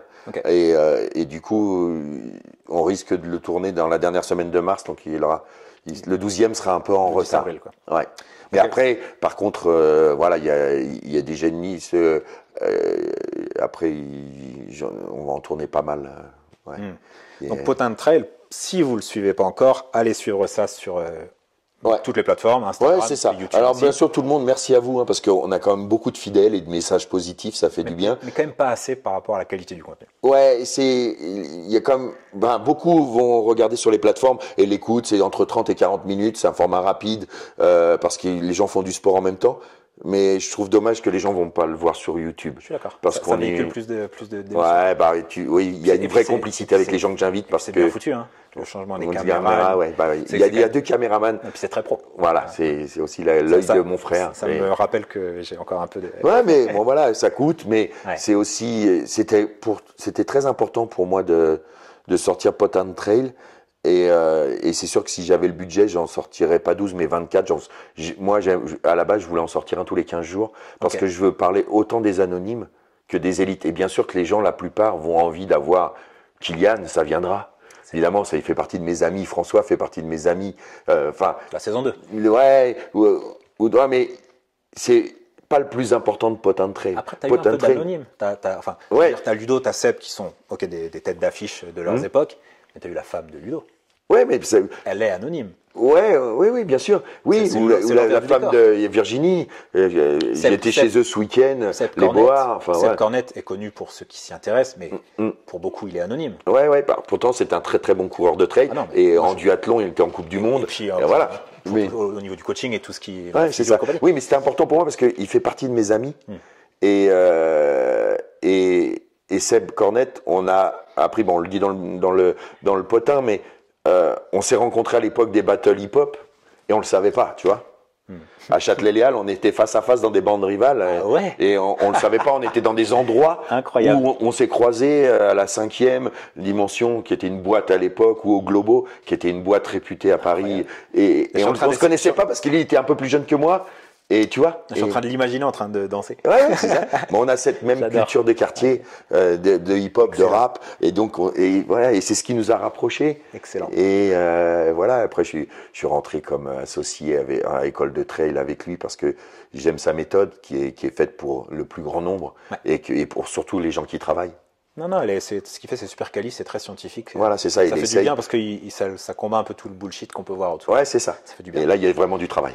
Presque trop des fois, on lui dit, il nous fait peur parce que c'est un bourreau de travail qui dort peu et il entame sa santé à vouloir. Comme tous les passionnés. Ouais, comme tous les passionnés. Exactement. Donc, et c'est pour ça qu'on s'est retrouvés. Dans tous les cas, Potin de Trail, quand vous aurez fini cet épisode-là, allez jeter un œil. Si vous n'avez pas commencé, vous avez déjà toute une saison à rattraper. Mais vu que vous avez ça va assez vite. Vu que vous avez plein de runs à faire, vos petites endurances fondamentales, podcast dans les oreilles, ça passe bien. C'est ça. Donc allez donner un petit peu d'énergie à ces podcasts et les partager parce que ça vaut vraiment le coup. Bon, Ludo, on en parlait tout à l'heure, tu n'es pas que la voix de l'UTMB, mais tu n'es pas non plus que la voix du trail, parce que d'ailleurs tu fais plein d'autres sports, mais tu n'es pas non plus qu'un speaker. Tu es un peu plus que ça. Et tu es à la fois dans l'univers, comment je pourrais appeler ça, multimédia, tu te vois apparaître dans d'autres événements. Et puis, j'ai appris dernièrement que tu étais un passionné de musique. Ouais. Et passionné de musique plus urbaine, on va la résumer comme ça. Plus de la street, Hip-hop, urbaine, c'est un peu différent. Hip-hop, non, j'aime. Tu peux nous en dire plus parce que, alors, pour ceux qui connaissent et qui ont quand même un peu de référence, parce que selon vos âges et votre génération, peut-être que vous connaissez Sully Céphile, peut-être que vous ne le connaissez pas. Si vous avez mon âge, vous le connaissez forcément parce que début des années 2000, ça tournait tout le temps à la radio. D'ailleurs, je me rappelle que Skyrock ne voulait pas le diffuser et avait enfin accepté derrière. Ils ont eu bien raison parce que ça a été une vague énorme. Et je peux te dire que quand tu entends pour la première fois à la radio ton meilleur ami. Parce que tout le monde écoutait la radio à l'époque. Il n'y avait rien d'autre. Ouais, mais toi. Ça doit te faire drôle. Hein. Bah, tu pleures. Ah ouais. Tu as les larmes qui coulent. Exactement. Ouais. Putain, il a réussi. Alors qu'il est en train d'exploser avec la marque Royal Wear, qui est la marque de hip-hop qui a le plus cartonné devant Uncut et devant la marque de Joe Star. Il faisait 10 millions d'euros de chiffre d'affaires, celui avec les parfums, les chaussures, les strings, les survêtements, les suites, les capuches. Il y avait tous les montres. C'était des gros suites très amples, très chauds, avec le gros chien un peu. C'est un espèce de. Non, ça c'est Bullrot, le chien. Mais non, Royal Wear, c'est ça. C'est la couronne, avec le R. Et c'était donc début des années 2000, parce que tu dis qu'il a explosé, mais si je dis pas de bêtises, il a For My People d'NTM, avec Bustaflex, l'instru derrière. L'instru, le sample de Chopin, c'est Sully. Accéléré, retravaillé. Parce qu'il était déjà, pour gagner un peu d'argent, avant que son morceau Je voulais éclate, il était beatmaker. Il faisait les premières parties de Bustaflex. Il était avec Busta. Il était avec Busta. Il était avec Busta et il faisait la première partie de NTM. Il faisait les bacs. Il était derrière. Il faisait. Ça rappait. Hein. Ça rappait. Moi, je me souviens d'Avevey en Suisse, Busta, Zoxy et Sully. Zoxy. En première partie des NTM de la tournée That My People. Et Sully, c'est mon ami, mais Sully, ils mettent une claque à jouer. C'est que la première partie, mais ils mettent une tartouille sur la première partie. À l'époque, les autres ont dû, déjà qu'ils sont très très forts, hein, ils n'en mettent pas une à côté, hein, Joe et Cool Chain, et ils ont dû upgrader direct parce que la première partie, elle avait déjà mis des what. C'était fou. Donc c'est quand même assez incroyable d'imaginer que moi, franchement, à aucun moment j'aurais pensé ça, tu vois. Et quand j'ai vu ça, je me suis dit incroyable. Donc ceux qui connaissent pas, allez voir Sully Céphile. Donc c'était Je voulais son morceau, mais vous le connaissez, c'était un clip où il vient de braquer une banque, il s'est fait tirer dessus. Il se tire une balle dans la tête. Ah, attends, tu spoil, c'est la fin de la chanson, ça. Et donc, en fait, il est en train d'agoniser dans sa cabine téléphonique. Il appelle sa gonzesse pour lui dire qu'il a braqué une banque parce qu'il voulait faire ça pour elle, pour que leur vie finisse bien. Puis à la fin, bon, voilà. Et tu sais qui est. Et c'est la nana l'actrice d'Intouchable. Ouais, c'est Audrey Fleurot. Et qui n'était pas connue à l'époque. Non, Audrey Fleurot qui avait été pris au casting. Comme quoi, ce mec-là a brillé et a fait briller les gens autour de Mais vous. tout, hein. Sully, encore maintenant, il y a eu une petite polémique et Sully s'est expliqué en la calmant tranquillement. Mais c'est vrai que dans L'amour ouf, il y a la scène de la cabine téléphonique qui est la même scène que Je voulais, quoi. Enfin, tu vois, qui est pris, mais c'est la même période. Lelouch, il était aussi fan de hip-hop à l'époque, il était fan de Sully. Enfin bon, c'est un peu, enfin voilà, tu vois, mais Sully a été précurseur. Kenzo a repris la marque, a repris le X de Rock the Street. Sully ça lui aurait coûté des millions avec un avocat, mais il a été piqué, ils lui ont souvent piqué et Sully reste encore un avant-gardiste. C'est un artiste de fou, mais de la street en général. Il a été élu meilleur danseur de Paris en 88. Il a défilé pour Yamamoto. Il a créé ses propres gammes de vêtements. Enfin, il a tellement d'idées. Il continue à rapper maintenant. Et il est toujours aussi costaud que les jeunes de maintenant, avec des styles différents. Mais il est fort. Et puis voilà. Si toi, on reprend cette époque. Allez, cite-moi, c'était qui les gars que t'écoutais à l'époque. Donc, C'était il y a 25 ans au moins. Ouais, bah, donc t'écoutais ton pote. Et encore maintenant, hein, c'était qui tes groupes que tu suivais? j'écoutais en boucle NTM. J'étais un fanat. IAM. IAM, ouais. NTM au-dessus. IAM, j'ai toujours aimé et j'aime toujours leurs morceaux, sauf que j'avais plus de mal à écouter un album complet. Ah ouais. Parce que je trouvais que c'était toujours un peu sur le même rythme. Ouais, ok. Enfin, tu vois. Et j'aime écouter les chansons et puis couper avec une autre pour revenir sur du IAM, alors que les NTM, je peux écouter écouter tous les albums d'affilée, tu vois. Je trouve qu'IAM est mieux écrit, moi. Je trouve que c'est plus profond. Oui, mais c'est au niveau du flow. Tu sais, je suis vachement attaché, moi, au flow des speakers, à la dialectique, c'est cool. Un flow incroyable. Voilà. Et j'aime écouter donc NTM. C'était forcément. Beaucoup, hein. Après, moi j'aimais beaucoup la funk, alors donc j'étais un fan d'Imagination, de Kool and the Gang, tu vois. Forcément. Par mon père, j'ai beaucoup écouté Bob Marley, Jimi Hendrix, tu vois. C'était encore plus tôt, tu vois. Mais c'est ça, c'est toute cette base. Et après, et pour les animations, et pour moi, dans ce que je ressens, j'aime les musiques caribéennes, j'aime. T'as un panel large. Oui, j'aime. J'aime la musique qui fait danser. Cool. J'aime la musique qui te fait bouger. J'aime ça. Ça me prend et j'aime ces musiques-là.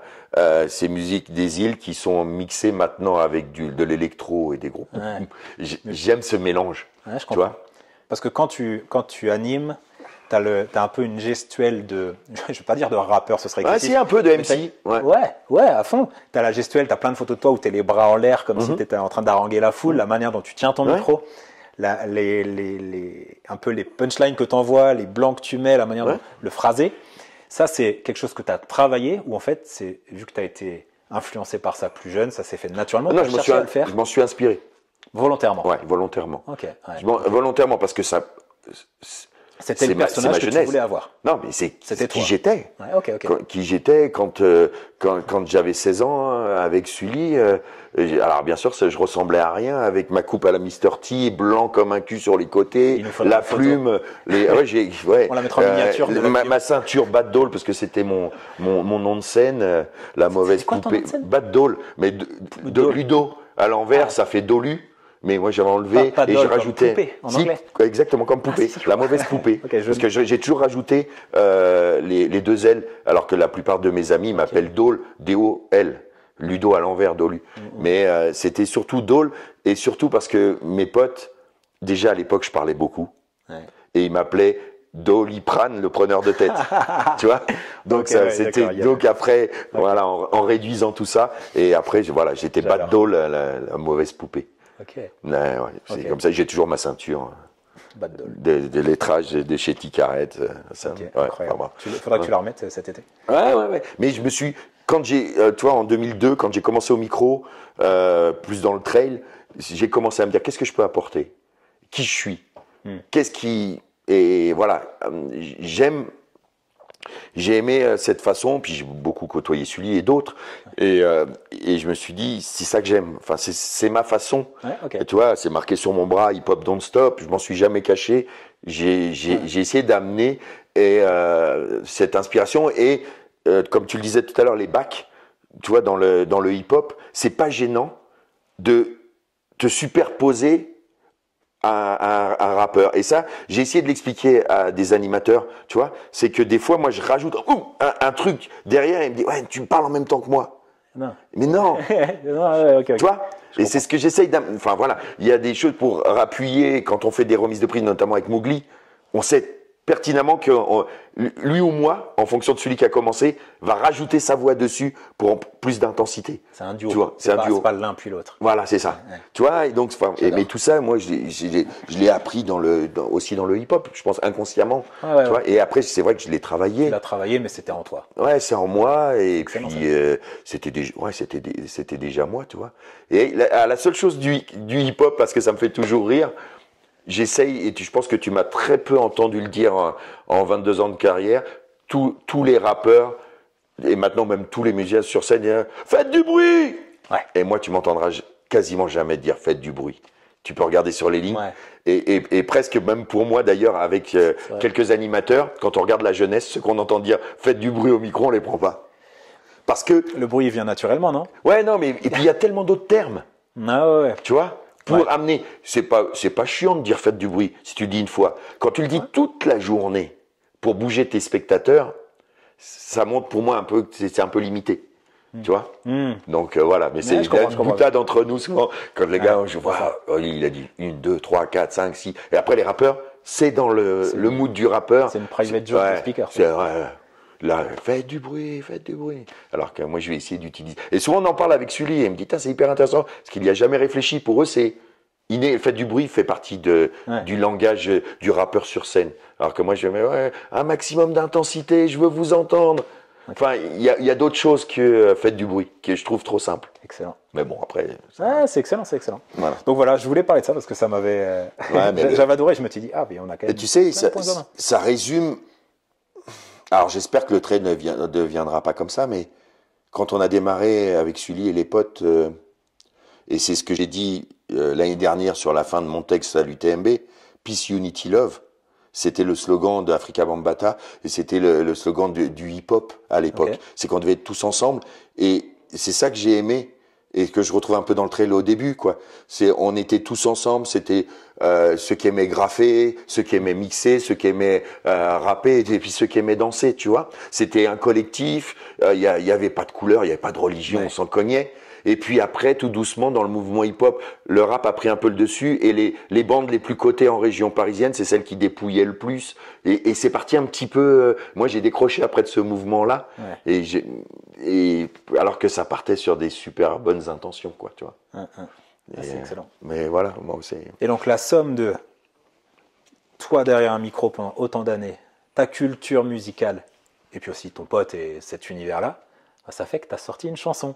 Et on en parlait un petit peu tout à l'heure. Ouais, la Big Ola. Ouais. La Big Ola. Ouais. Big bonjour. Voilà. C'est à la fois un plaisir que tu t'es fait. On en parlait aussi, c'était pour un peu avoir quelque chose qui reste dans le temps, qui marque un peu plein de choses, qui véhicule ce message dont tu parlais tout à l'heure, d'ouverture, de tolérance et de vivre ensemble.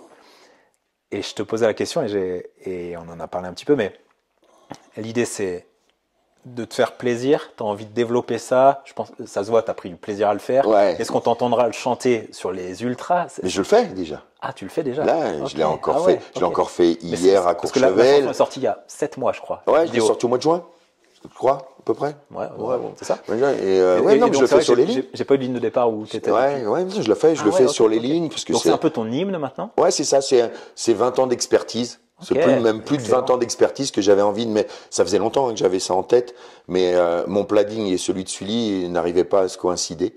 Et puis il y a un moment, Sully m'a appelé, m'a dit écoute, c'est maintenant.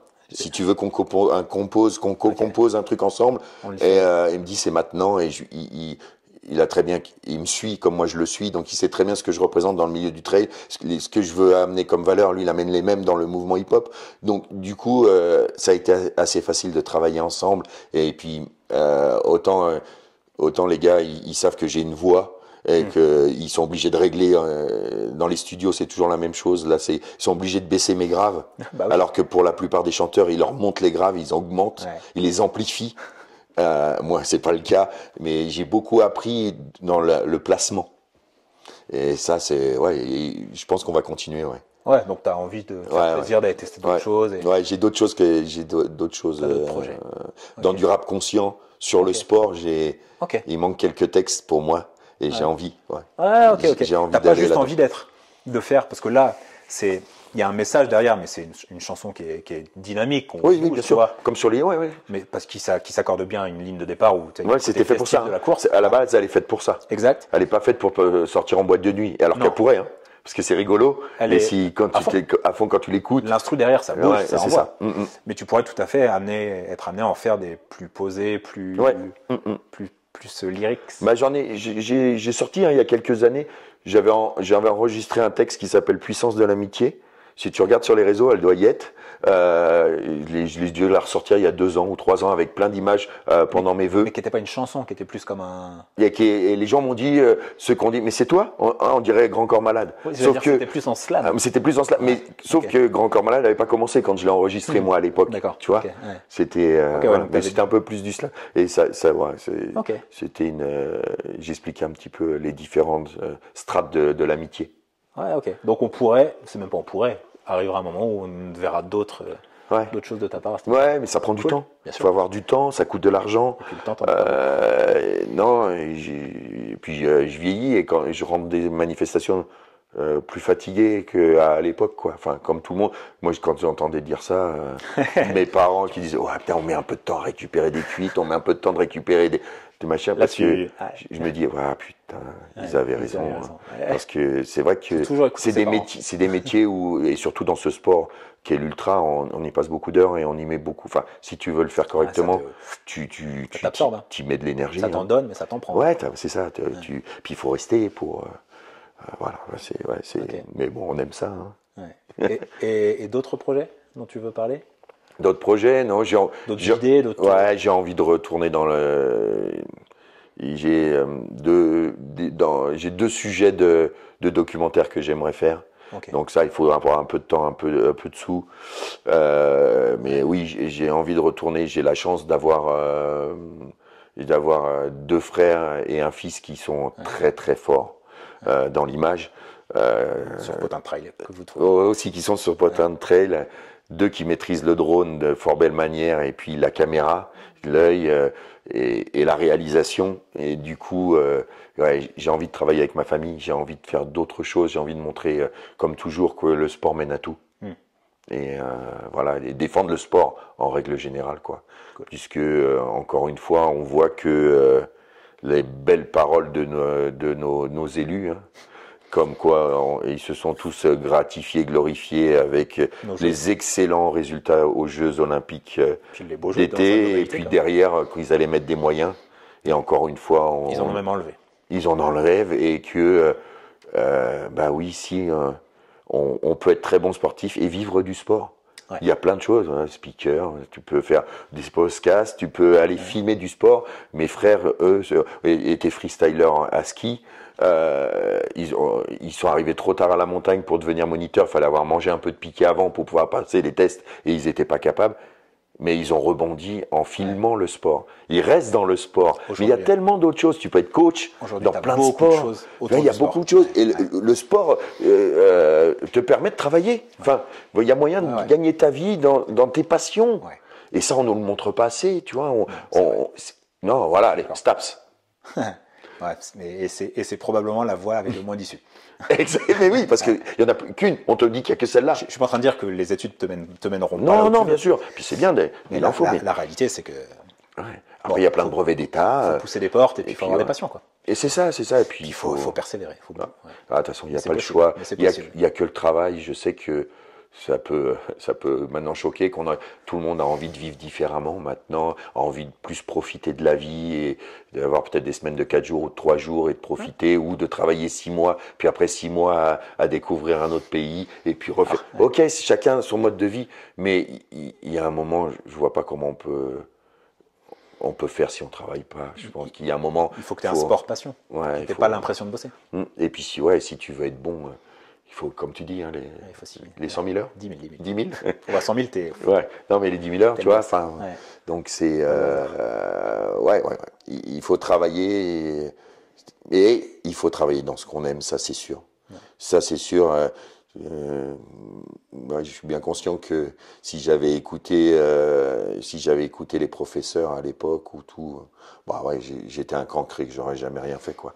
Mais parce que j'étais pas adapté, ou mon cerveau à cette époque-là n'était pas encore adapté pour suivre des études, et que je préférais le sport et être dehors, et je préférais aller tourner sur la tête en écoutant du hip-hop et aller nager le soir. Au lieu de réviser tes cours. Quoi. Au lieu de réviser mes cours. Et voilà. Voilà, mais c'est pas pour ça qu'on est mauvais, quoi. Enfin, t'aurais une bonne note en sport à l'école.